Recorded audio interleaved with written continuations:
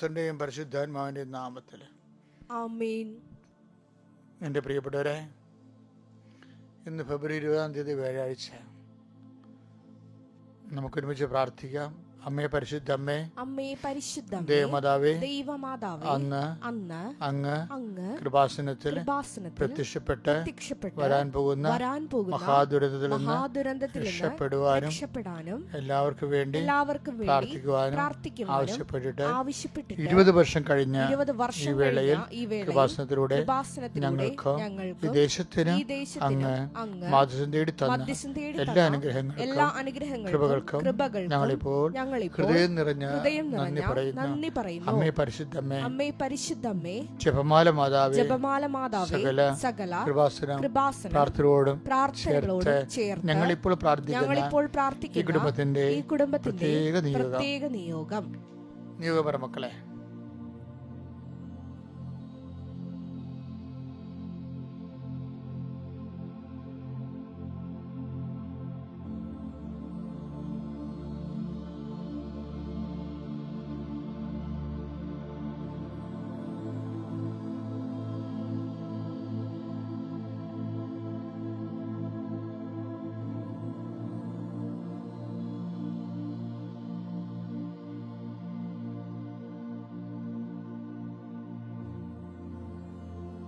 അമ്മയുടെ പ്രത്യക്ഷീകരണത്തിന്റെ ഈ ദ്വാദശകവേളയിൽ ഞങ്ങൾക്ക് സാധിച്ചു തരുവാൻ കനിയണമേ. വിശ്വാസ പ്രമാണം.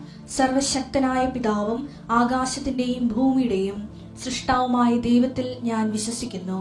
അവിടുത്തെ ഏകപുത്രനും ഞങ്ങളുടെ കർത്താവുമായ ഈശോ മിശിഹായിലും ഞാൻ വിശ്വസിക്കുന്നു.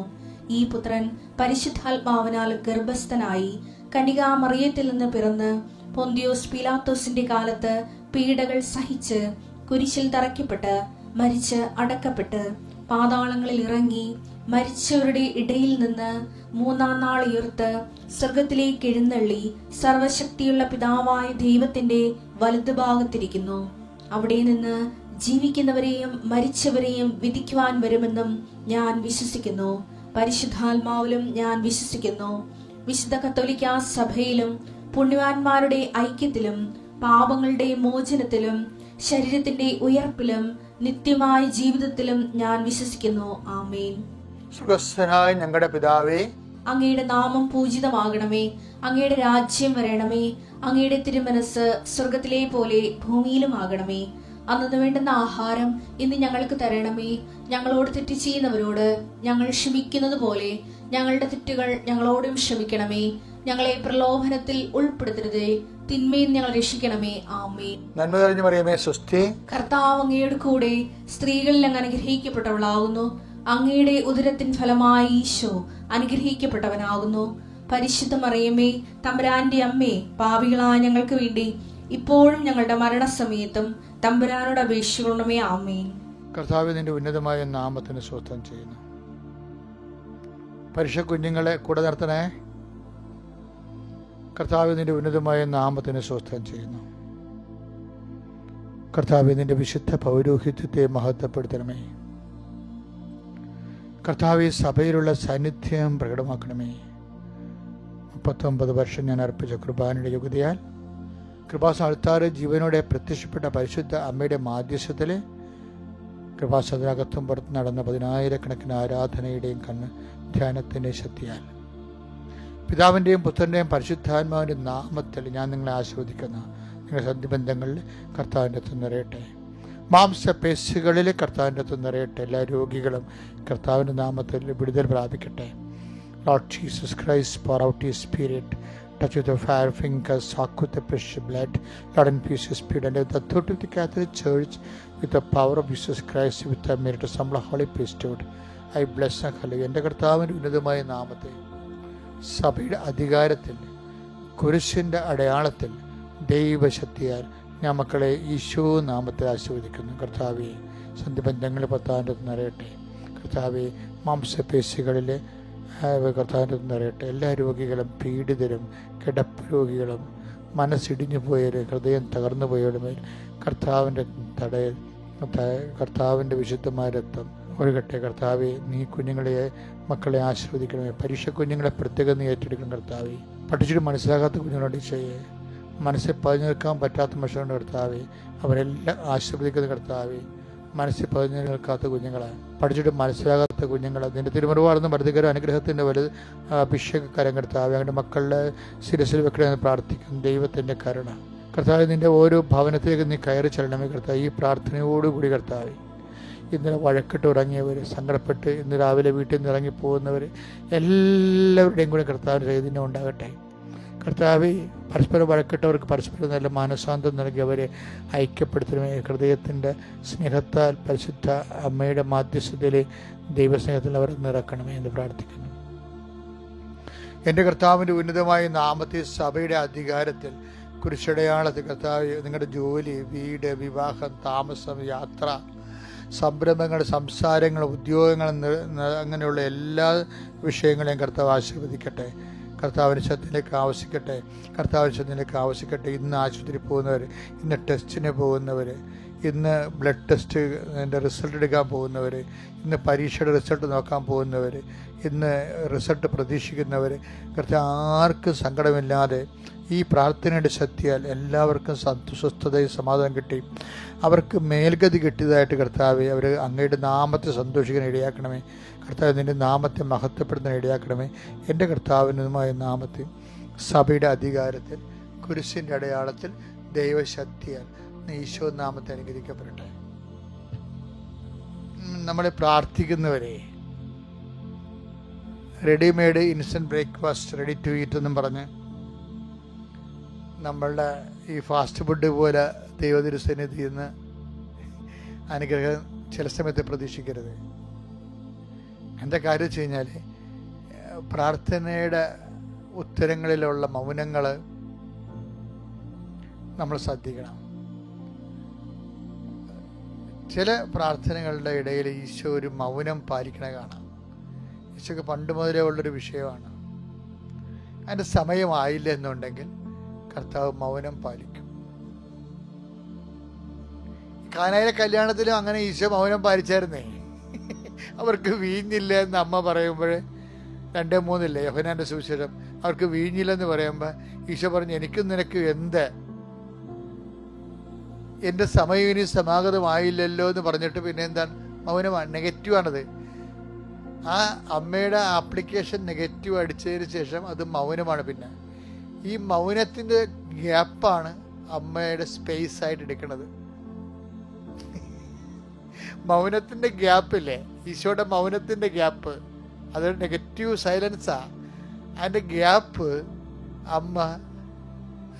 അമ്മയുടെ സ്പേസായിട്ട് എടുക്കും. അതുകൊണ്ടാണ് ആ സ്പേസിൽ എന്ത് കോൺവെർസേഷൻ നടക്കണമെന്ന് ബൈബിൾ പറയത്തില്ല. പക്ഷെ നമ്മൾ കാണുന്നത് പിന്നീട് കലവക്കാരെല്ലാം ഈ വീഞ്ഞ് ഭരണികളിൽ വെള്ളം നിറക്കാൻ ഈശോ പറയുന്നതാണ്. അത് നമ്മൾ യോജിക്കണില്ല. എനിക്ക് നിനക്ക് എന്ത്, എൻ്റെ സമയം ഇനി സമാധാനം ആയിട്ടില്ലെന്ന് പറഞ്ഞാൽ അതുകൊണ്ട് നടക്കത്തില്ലെന്ന് അവരത് മാർജിനിട്ട് സംസാരിക്കുകയല്ലേ. അപ്പം പിന്നെ മൗനമാണുള്ളത്. ഈ മൗനത്തിൻ്റെ ഇടയിലെ സ്പേസ് അമ്മയുടെ സ്പേസാണ്, അമ്മ ഇടപെടുന്ന സ്പേസാണ്. അമ്മയും അതിനോട് മൗനമായിട്ട് തന്നെ ആയിരിക്കും ഇടപെട്ടിട്ടുള്ളത്. ഒരു സൈലൻറ്റ് മീഡിയേഷൻ മറിയതിന് സാധ്യമാണ്. അമ്മയുടെ മൈൻഡ് റീഡ് ചെയ്തിട്ടാണ് ഈശോ ഇനി ഓപ്ഷൻ ഇല്ല എന്ന് മനസ്സിലാക്കുമ്പോഴാണ് ഭരണികൾ വെള്ളം നിറക്കാൻ പറയുന്നത്. അപ്പം ഈശോയുടെ സൈലൻസ് ഉണ്ട്, മാതാവിൻ്റെ സൈലൻസ് ഉണ്ട്. ഇത് നെഗറ്റീവ് സൈലൻസും ഉണ്ട്, പോസിറ്റീവ് സൈലൻസും ഉണ്ട്. ഇതെല്ലാം പോസിറ്റീവ് സൈലൻസാണ്. ആ ഒരു രോഗിയുണ്ടല്ലോ, ആരാണ്? മത്തായിയുടെ സുവിശേഷം 15:23 എന്നാൽ അവൻ ഒരു വാക്ക് പോലും ഉത്തരം പറഞ്ഞില്ല. മൗനം പാലിച്ച്. ആരാണ് ഈ സംഭവം അറിയാവാ? കാനങ്കാരി പിശാച് ബാധിച്ചെന്ന്, മകൾക്ക് പിശാച് ബാധിച്ചെന്ന് പറഞ്ഞ് യേശുവിൻ്റെ അടുത്ത് വരും. പക്ഷേ ഈശോ അതിനെ ഒരു വാക്കും പറയുന്നില്ല. നമ്മൾ പ്രാർത്ഥിക്കുമ്പോൾ പക്ഷെ ഒരു സൈലൻസാണ്. ഇത് സൈലൻസ് ഓഫ് ജീസസ് ഭയങ്കരമാണ്. അതിന് ഒരു അർത്ഥങ്ങളൊക്കെ ഉണ്ട്, ചിലയിടത്ത് അർത്ഥങ്ങളുണ്ട്. എന്താണ് അർത്ഥം പറയണത്? ഇത് നിനക്കുള്ളതല്ലെന്നാ പറയണത്. ഇത് ഈ അനുഗ്രഹം നീ പ്രാപിക്കണമെങ്കിലേ കുറച്ച് സ്പിരിച്വൽ ഇൻഫ്രാസ്ട്രക്ചറൊക്കെ ഒന്ന് കറക്റ്റ് ചെയ്യേണ്ടി വരും. എന്താ കാര്യം? നിങ്ങൾക്ക് ഇതിൻ്റെ അകത്ത് ക്ലെയിം ഇല്ലെന്ന് പറയും. അപ്പം നിങ്ങളുടെ പ്രാർത്ഥനയ്ക്ക് ദൈവം മൗനമാനം പാലിക്കണമെങ്കിൽ അതിൻ്റെ അർത്ഥം നോ ക്ലെയിം എന്നാണ്. No claim please. അതിൻ്റെ കാരണം എന്താണ്? മക്കളുടെ അപ്പമാണെന്ന്. മക്കളുടെ അപ്പമാണ്, അതാണ് ക്ലെയിം. നിങ്ങൾക്കുള്ളതല്ല എന്ന് വെച്ച് കഴിഞ്ഞാൽ മക്കളാരാണ്? മക്കള് വിശ്വാസികളല്ലേ. അപ്പോൾ അവള് വിശ്വാസികളല്ലെന്നല്ല പറഞ്ഞത്. കർത്താവിന് അവളിൽ പിശാചിനെ പുറത്താക്കാൻ ആവശ്യമായ ഒരു വിശ്വാസത്തിൻ്റെ അത്രയും അവൾക്ക് അനുഗ്രഹം വാങ്ങൽ ശേഷിയില്ല. അത്രയും അവൾ വളർന്നിട്ടില്ല. ചുമ്മാ കാഷ്വലായിട്ട് ആരൊക്കെ പറഞ്ഞ് രക്തസാരോ സുഖപ്പെട്ട് കാനായി വെള്ളം വീഞ്ഞാക്കിയതൊക്കെ കേട്ടപ്പോൾ പാവപ്പെട്ടവളി പിടച്ചതല്ലി വന്നതാണ്. പക്ഷേ ആസ്തി കൊടുക്കാനുള്ള ആസ്തിയില്ല. നിങ്ങളുടെ കൈവശം എത്ര അപ്പം ഉണ്ടെന്നൊക്കെ ഈശോ ചോദിക്കണില്ലേ? ഇപ്പം കൈവശമുള്ളത് പ്രധാനപ്പെട്ടതാണ്. അപ്പമില്ലെങ്കിലും വിശ്വാസം വേണ്ടേ? ഇതിന് പറ്റിയ വിശ്വാസമുണ്ട്. തക്ക വിശ്വാസമൊന്നും ബൈബിളിലുണ്ട്. തക്ക വിശ്വാസം, സുഖം പ്രാപിക്കാൻ തക്ക വിശ്വാസം ഉണ്ടെന്ന് കണ്ട് മുടന്തനോട് എഴുന്നേറ്റ് മധ്യത്തിൽ നിൽക്കാൻ പറയുന്നുണ്ട്. അപ്പോസ്തല പ്രവർത്തനം 14 അധ്യായം 8-ാമത്തെ വാക്യം 9-ാമത്തെ വാക്യം. കാലുകൾക്ക് സ്വാധീനമില്ലാത്ത ഒരുവൻ, കാലുകൾക്ക് സ്വാധീനമില്ലാത്ത ഒരുവൻ ലിസ്ത്രായിൽ ഉണ്ടായിരുന്നു. ജന്മനാ മുടന്തനായിരുന്ന അവന് ഒരിക്കലും നടക്കാൻ കഴിഞ്ഞിരുന്നില്ല. പൗലോസ് പ്രസംഗിക്കുന്നത് അവൻ കേട്ടു. പൗലോസ് അവനെ സൂക്ഷിച്ചു നോക്കി. സൗഖ്യം പ്രാപിക്കാൻ തക്ക വിശ്വാസം. അതാണ് സംഭവം. സൗഖ്യം പ്രാപിക്കാൻ തക്ക വിശ്വാസം. വിശ്വാസം ഒന്നല്ല അവിടെ പറയണത്, തക്ക വിശ്വാസം. അവനുണ്ടെന്ന് കണ്ട് പൗലോസ് ഉച്ചത്തിൽ പറഞ്ഞു, എഴുന്നേറ്റ് കാലുറപ്പിച്ചു നിൽക്കുക. അവൻ ചാടി എഴുന്നേറ്റ് നടന്നു. ഇതാണ് സംഭവം. ഇവിടുത്തെ വിഷയം എന്ന് പറയുന്നത്, ഇപ്പൊ ഈ കാനങ്കാരിക്ക് സംഭവിച്ചിരിക്കണത്, അവള് കർത്താവിന്റെ പിന്നാലെ വരുന്നുണ്ടെങ്കിൽ അവൾക്ക് അവളുടെ ആ ഒരു വിഷയത്തിന് തക്ക വിശ്വാസം അവളുടെ കയ്യിലില്ല. ആ വിശ്വാസം ജനറേറ്റ് ചെയ്യാൻ വേണ്ടി കർത്താവ് അവളെ പ്രകോപിപ്പിക്കുന്നുണ്ട്. എന്താണ് പറയണത്? മക്കളുടെ അപ്പം എടുത്ത് പട്ടികൾക്ക് കൊടുത്ത് വിഹിതമല്ല. അത് യഹൂദന്മാരുടെ അന്നത്തെ കാഴ്ചപ്പാട് ഈശോ പറയണതല്ല, ഈശോ കാഴ്ചപ്പാടല്ലത്. പക്ഷേ അവൾ അതിനെ റെസ്പോണ്ട് ചെയ്യണത് ഭയങ്കരമാണ്. കർത്താവ് അത് ശരിയാണെന്ന്, അവളെ തെറ്റാണെന്നില്ല പറഞ്ഞു, അത് ശരിയാണ്. എന്നാൽ അവൾ പറയുന്ന ഒരു ചെക്ക് വെക്കുന്നുണ്ട്. എന്താണ്? പട്ടികളും നായ്ക്കളും യജമാനന്മാരുടെ മേശയിൽ നിന്ന് വീഴുന്ന അപ്പക്കഷ്ണങ്ങൾ തിന്നാറുണ്ടല്ലോ. അപ്പോഴാണ് ഈശോ പറയണത്, woman your faith is great. അപ്പാണ് തക്ക വിശ്വാസം ഉണ്ടായത്. എളിമയോടെ വിശ്വാസം ഏറ്റുപറയണം ദൈവത്തെ. അപ്പം അതുകൊണ്ടാണ് പല കാര്യങ്ങളും മൗനം വരണ കാര്യം. അതാണ് കർത്താവ് മൗനമായിരിക്കുന്നതിൻ്റെ കാര്യം. ഇപ്പോൾ പറഞ്ഞിട്ടുണ്ടല്ലോ, കർത്താവ് മൗനം, അവളോട് ആദ്യം മൗനമായിട്ടത്. അപ്പം മൗനമാണെന്ന് പറയുമ്പോൾ നിങ്ങൾ ചില പ്രാർത്ഥനകൾക്കും കർത്താവ് മൗനമായി കാട്ടിട്ട് മാസങ്ങളായി കാണും. അതിൻ്റെ കാര്യം നിങ്ങളുടെ വിശ്വാസം തക്ക വിശ്വാസം അല്ലാത്തതുകൊണ്ടാണ്. തക്ക വിശ്വാസമാണെങ്കിൽ അതിൻ്റെ അത് നമുക്ക് നല്ല മുതൽ മുടക്കുണ്ടാകും.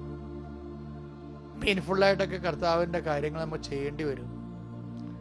സുവിശേഷമൊക്കെ മറ്റുള്ളവരുടെ മുമ്പിൽ പ്രഖ്യാപിക്കേണ്ടി വരും. ദൈവത്തിന് പ്രയോജനമുള്ള വ്യക്തികളായി മാറേണ്ടി വരും. അതായത് ദൈവഹിതമനുസരിച്ച് പ്രവർത്തിക്കുന്നവരാകാൻ ഞങ്ങൾ എന്ത് ചെയ്യണമെന്ന് ചോദ്യമുണ്ട് ബൈബിളിൽ. യോഹന്നാൻ 6:28 ആണ്. അപ്പോൾ അവർ ചോദിച്ചു ദൈവഹിതമനുസരിച്ച് പ്രവർത്തിക്കുന്നവരാകാൻ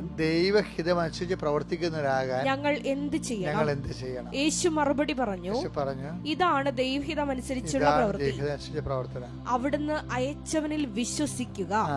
എങ്ങനെയെങ്കിലും വിശ്വസിച്ചാൽ പോരാ, ആരെങ്കിലും വിശ്വസിച്ചാൽ പറ്റത്തില്ല. അവിടുന്ന് അയച്ചവനിൽ തന്നെ വിശ്വസിക്കണം. വിശ്വാസത്തിൽ തന്നെ തക്ക വിശ്വാസം ഉണ്ടാകണം. യേശുക്രിസ്തുവിലുള്ള നമ്മുടെ തക്ക വിശ്വാസം. എന്തെങ്കിലും ജീവിതത്തിൻ്റെ ഒരു വിധി വൈപര്യത്യങ്ങൾ വരുമ്പോൾ എന്നാൽ കിടക്കുന്ന ചട്ടിങ്കലോ എന്നും പറഞ്ഞുകൊണ്ട് പോകരുത്. കർത്താവ് തന്നെ അവരെ പ്രകോപിപ്പിക്കാൻ, നായ്ക്കല്ല അപ്പം എടുത്ത് പട്ടികൾ കൊടുക്കുക എന്ന് പറയുമ്പോൾ, എന്നാൽ നിങ്ങൾ പോയി വെട്ടിപ്പുഴുക്കത്തിനെന്ന് പറഞ്ഞാൽ അവർ വേണേൽ പോകാം, പ്രകോപിപ്പിച്ച് പോകാം. അവർക്ക് തക്ക വിശ്വാസം ഇല്ലാന്നുണ്ടെങ്കിൽ അവർ പോകും. അങ്ങനെയുള്ള കളയാൻ വേണ്ടി തന്നെയാണ് ചിലപ്പോൾ മൗനം പാലിക്കണ കർത്താവ്. എപ്പോഴും നമ്മൾ ശ്രദ്ധിക്കണം. അപ്പം നമ്മളുടെ നിലപാട് കറക്റ്റ് ചെയ്യണം. അതായത് ഞാനൊരു ആവശ്യത്തിൻ്റെ പേരിൽ വന്നതല്ല, ഞാൻ അങ്ങനെ വിശ്വസിക്കുന്നത് കൊണ്ട് വന്നതാണ്. നമ്മൾക്ക് പലപ്പോഴും വരുന്നത് നമ്മുടെ അക്കൗണ്ടിലാണ് നമ്മൾ ദൈവത്തെ സമീപിക്കുന്നത്. നമ്മുടെ ഒരു ആവശ്യത്തിൻ്റെ പേരിൽ പരീക്ഷ ജയിക്കാൻ വേണ്ടി എന്നല്ല. ആ പ്രാധാന്യം പരീക്ഷയ്ക്കും വിഷയത്തിനുമല്ല. അങ്ങേ ഞാൻ വിശ്വസിക്കുന്ന കൊണ്ട്, അങ്ങേ ഞാൻ സ്നേഹിക്കുന്നത് കൊണ്ട് ഞാൻ ഈ വിഷയം അങ്ങേ സമർപ്പിക്കുന്നു. അപ്പോൾ ഒരു ചെറിയ പാരഡൈം ഷിഫ്റ്റ് ഉണ്ട്, അല്ലെങ്കിൽ യു ടേൺ എടുക്കേണ്ടി വരും. അത് എന്നുവെച്ചാൽ വിഷയത്തിനല്ല പ്രാധാന്യം, മറിച്ച് ദൈവത്തിനായിരിക്കണം പ്രാധാന്യം. അങ്ങനെ ഇത് നിങ്ങളുടെ പ്രാർത്ഥന റീമോൾഡ് ചെയ്യണം, റീസ്ട്രക്ചർ ചെയ്യണം. അപ്പോൾ കർത്താവ് സംസാരിക്കാൻ തുടങ്ങും.